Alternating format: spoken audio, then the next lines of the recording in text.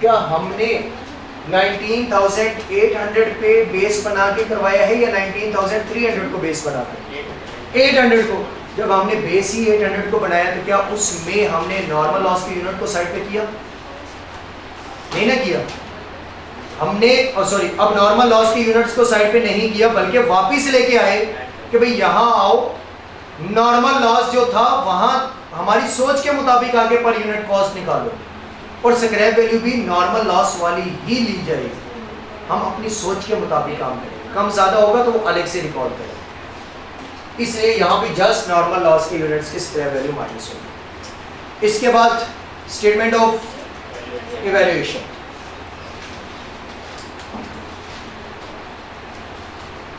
सबसे पहले statement of evaluation, सबसे पहले क्या आ जाएगा? Opening work in process. जब ओपनिंग वर्क इन प्रोसेस होगा, ओपनिंग वर्क इन प्रोसेस में यूनिट्स कितने? 4,000।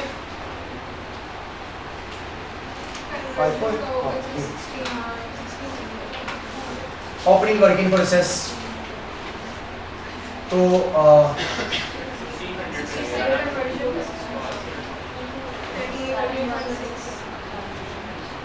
1600 कन्वर्जन, और कन्वर्जन के एक यूनिट की कॉस्ट 38.16। कितना बन गया? 61,000।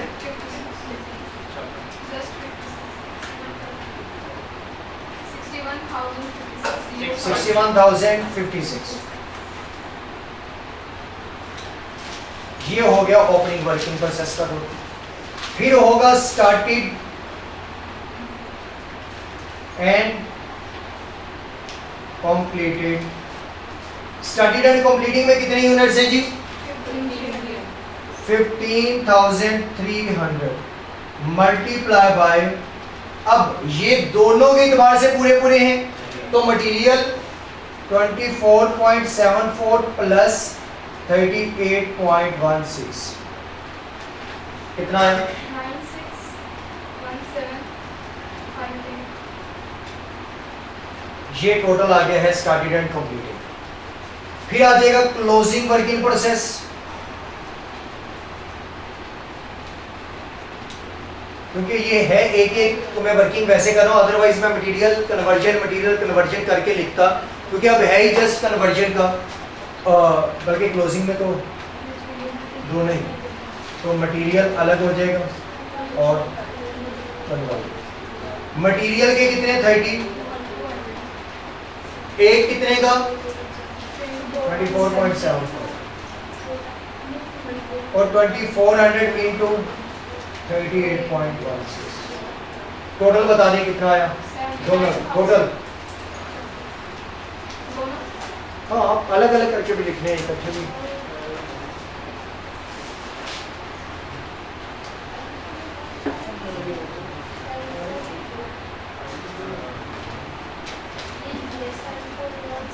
वन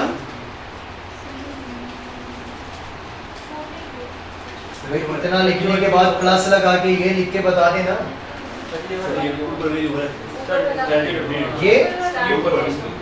ये वाला 962373 किसने लिखवाया था? वो अपना चेक करने के बाद जी। ये सी रहा था कि मैंने सिर्फ 24.7 किया था। 17075। उसके बाद अब नॉर्मल गेन या अब नॉर्मल लॉस आ गया, तो उनको भी हम वैसे ही लिखेंगे कि अब नॉर्मल लॉस में मटेरियल और कन्वर्जन। मटेरियल के 500 into 24.74 और कन्वर्जन में 350 into 38.16, दोनों को ऐड करके तो टोटल लिखवा दो। 25 25 726 72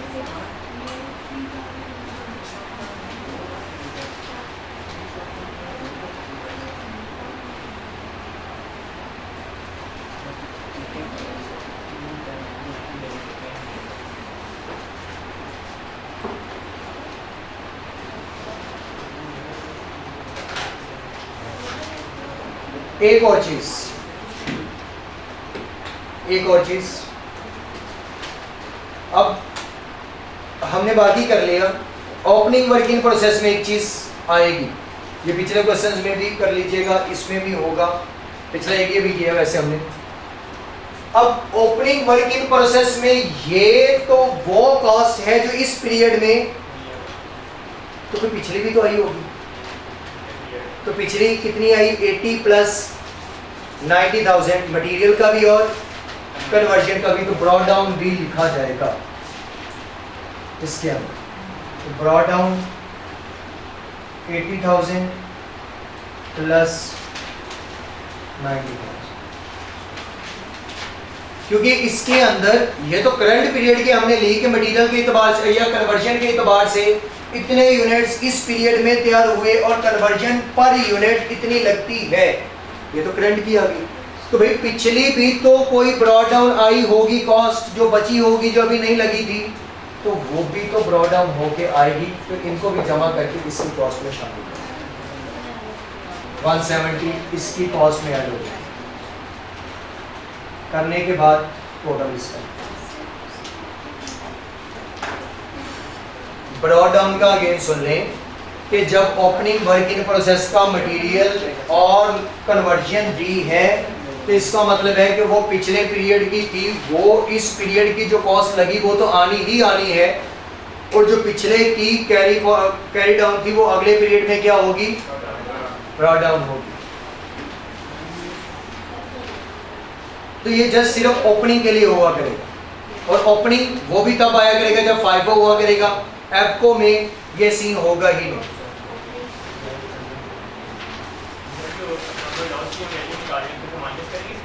जी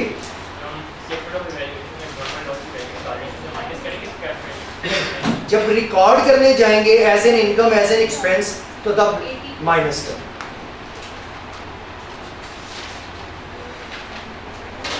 अब आपका क्वेश्चन है होमवर्क में याहिया लिमिटेड,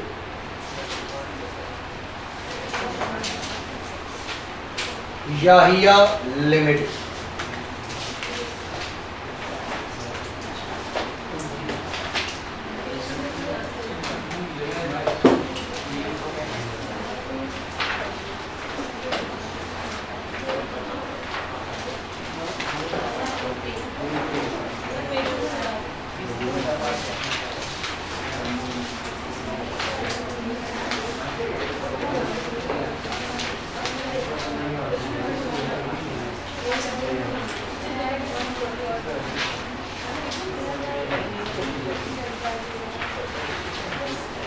क्वेश्चन के लिए ना ये टिप्स लिख लें, जो ये क्वेश्चन मैंने बोला है, शायद कि इसके अंदर कोई ऐसी बात हो, तो टिप्स लिख लें। ये टिप्स से याद रहना चाहिए, वैसे नहीं रहना।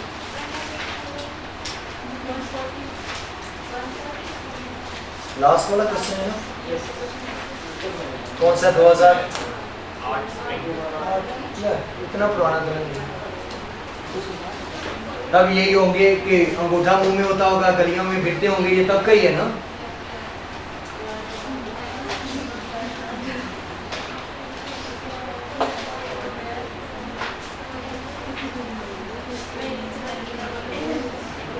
बाकी मैं हूँ ऑन कैमरा, वरना बचपन में ऐसे भी करते होते, याद है ना, और ऐसे ही मौसम होता था। भाई टिप्स लिखे, लिख लिए? नहीं लिख लिए tips. Normal loss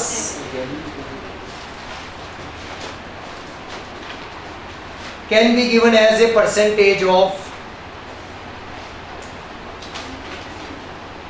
normal loss can be given as a percentage of input और as a percentage of output.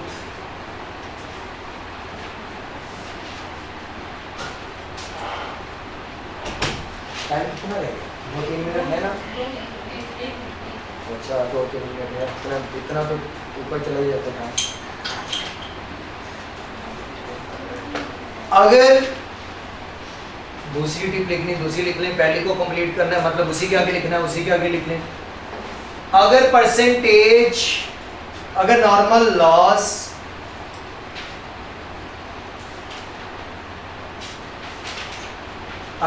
Loss की परसेंटेज बताई है और ये नहीं बताया कि इनपुट है या आउटपुट की, तो बाय डिफॉल्ट इनपुट की होगी। ये बातें तो वैसे भी याद हो गई। असल मसला तो टिप नंबर 4 का है, 3 का है।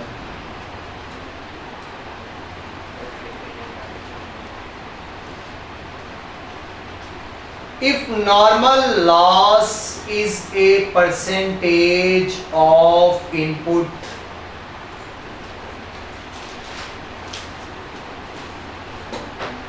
and inspection stage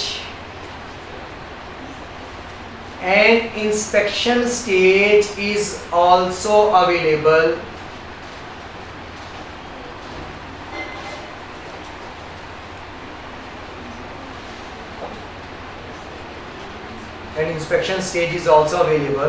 then normal loss percentage is applied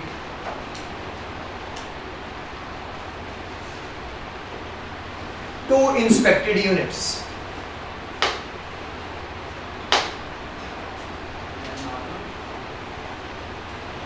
Then normal loss percentage is applied to inspected units. तो बात समझ आई कि ये क्या बोला है? क्या बोला है?